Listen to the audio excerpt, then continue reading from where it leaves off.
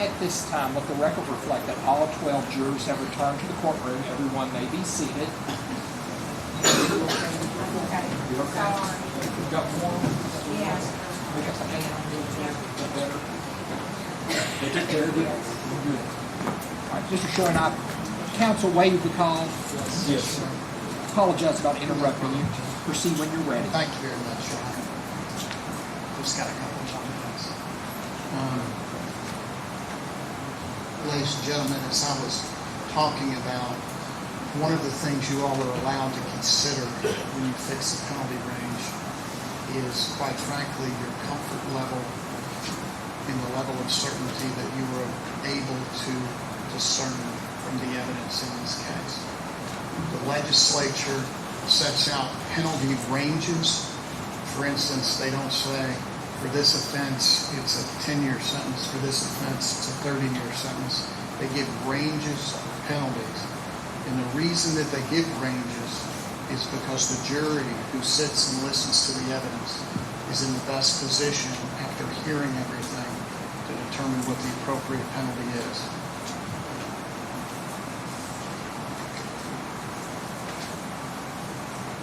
Ladies and gentlemen, 20 years is an incredibly long time in prison. Prison is never pleasant. It's not supposed to be pleasant. It's going to be particularly difficult for him because, again, the notoriety of this case. We're going to ask that, based on the unique circumstances and the level of evidence in this case, that you give him a 20-year sentence on this charge. Thank you very much.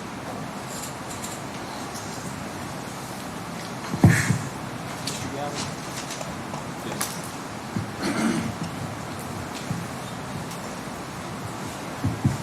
Ladies and gentlemen, jury, I want to echo what Mr. Shoring said. You all, I've never had a trial this long. Okay, I've been doing this 27 years. You all have paid attention. You've asked questions that have flat out embarrassed me because I didn't ask them, and you paid attention, and we do appreciate it. And I want you to know the Ballard family who are sitting down here, they appreciate it too. Something the defense attorney said, playing on your comfort level, to me that's absolutely insulting. I'm just going to be honest with you. You made a decision. You can't stand up here and ask people to prey on your comfort level, okay? You all made a decision based on beyond a reasonable doubt. That is the standard in this case, and that is the standard you determined we met. And now is the time to fix the punishment. Murder. Joseph Lawson is convicted of conspiracy to commit murder. Conspiracy to commit murder. Trees, can you put a PlayStation open?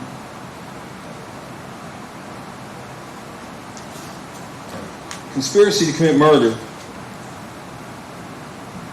is participation in the murder. All right? You're some part of it, okay? And murder. Murder can be many things, okay? Somebody could be driving too fast. Somebody could have too much to drink and drive. Somebody could be so negligent or wanton in their conduct, they could accidentally kill somebody, but we call it murder. To me, the highest level of murder you can get is what you call premeditated murder. We don't have that in the state of Kentucky. It's not an element. But it's where you actually decide that we're going to kill that person. We're going to kill that person. And we're going to plan it, which is what happened here. It's exactly what happened here. Honestly, they were close to this being perfect, to being unsolvable. All went wrong when the car got a flat tire, and the call had to be made by Steve Lawson to Brooks Houck. They were close. This was premeditated murder. They planned to kill her, to get rid of her, and make it look like she just left. But there was a problem. Make it look like she disappeared.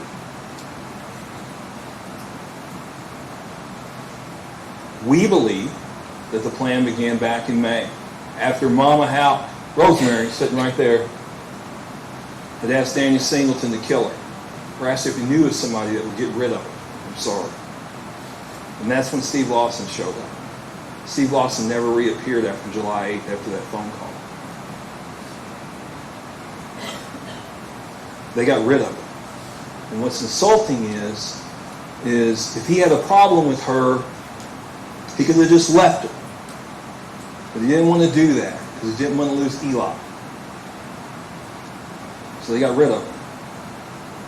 They made her disappear. For 10 years, 10 years last Friday, they got away with it. Joey Lawson. His participation was for financial gain. That's it. There's no evidence he knew Crystal. No evidence he knew the Ballard family. He simply did it for money. Think about how callous that is. There's no murder that's justifiable, okay? But you do have crimes of passion or heat of passion. That didn't happen here. This was a planned out, premeditated murder, and they were going to make it look like she disappeared. Him, his brother, his mother, they did it. And while we're talking about normally you hear, like Mr. Shoring got into, normally you hear about people's prior convictions. He has none. I don't care. Nobody has the right to take somebody's life. If you don't like them, leave them. But that wasn't an option for him. She was a good mom.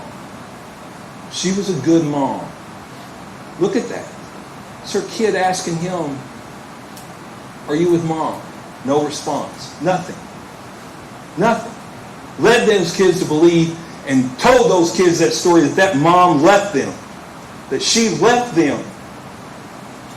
She didn't leave those kids. She was a good mom. And what you normally hear is, in sentencing phase, in truth in sentencing phase, is somebody come in here and beg for mercy for the defendant. No one, not one person stepped up.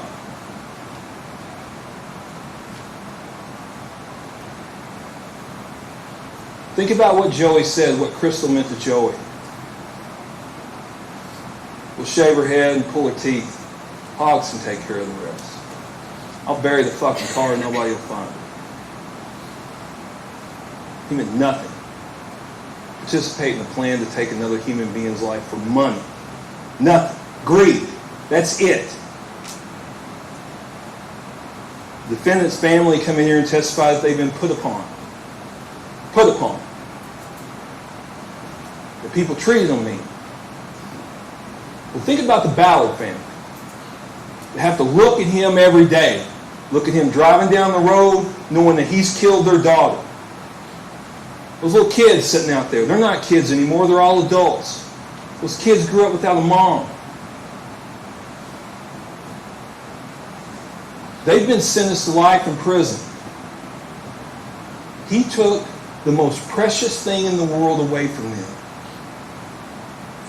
Think about it. Kylie, who helped raise Eli. She ain't seen him since then. These kids' lives were turned upside down for no reason at all. None.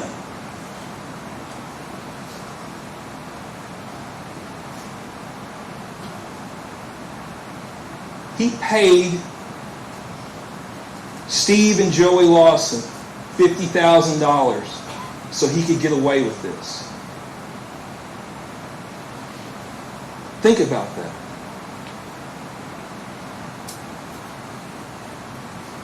Worth $50,000. That's what she was worth. That's it. Think about those calls and texts that went unanswered. Think about those kids growing up without a mama. Their weddings, the graduations, babies. Their kids won't have a grandma. All because this man decided she needed to disappear.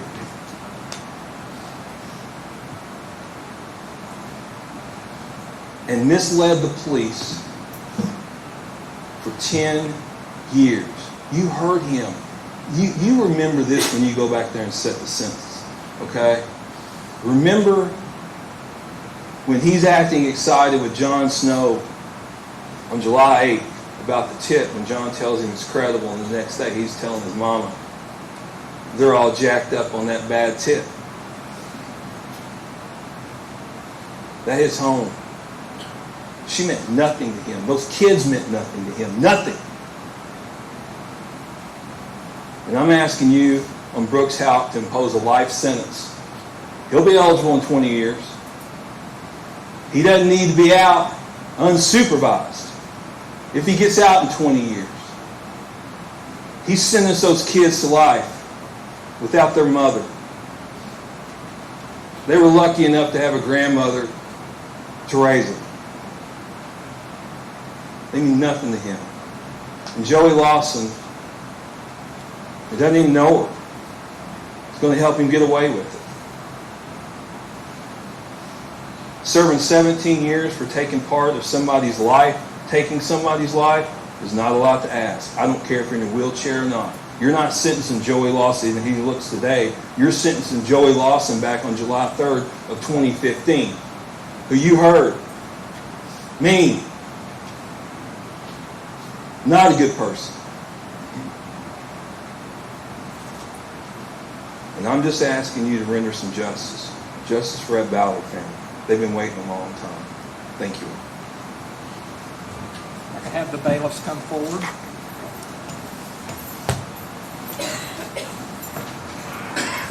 I need you all to raise your right hands again. Do you swear or affirm that you will take charge of the jury, that you will not allow them to separate, that you will not allow anyone to communicate with them about the case, and you will not attempt to do so yourself? I do. Thank you. I'm going to give them the originals. You'll know which one the originals are because those are the ones that I've signed. That's the one that you all will need to return. Once you have reached a verdict, knock at the door and let the bailiff know that you all go with the bailiff at this time.